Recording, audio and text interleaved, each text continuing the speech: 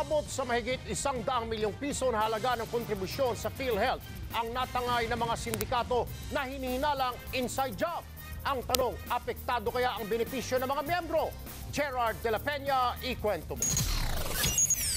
Bagong miyembro pa lang ng PhilHealth ang taga Mandaluyong na si Fe.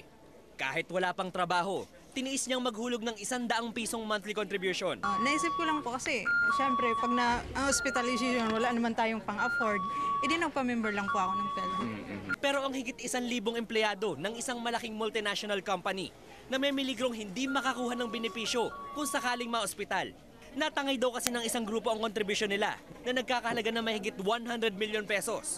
Kwento ng PhilHealth, nadiskubre ito ng ahensya nito lang Desyembre nang hindi magtugma-tugma ang mga datos sa kanilang database. Ang suspect, isang sindikato at hindi bababa sa 3 empleyado ng PhilHealth na maaaring nagtulong-tulong para mai-encash ang cheque na nakapangalan sa PhilHealth. Lumalabas ay may doon pa lang sa labas ay may naka-intercept na yan at gumawa ng paraan at nai-encash itong cheque na ito in the name of PhilHealth.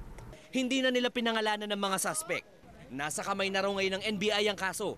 Sasampahan ng kasong kriminal ang mga kawatan at kasong administratibo naman para sa mga empleyado ng PhilHealth na sangkot sa nakawan.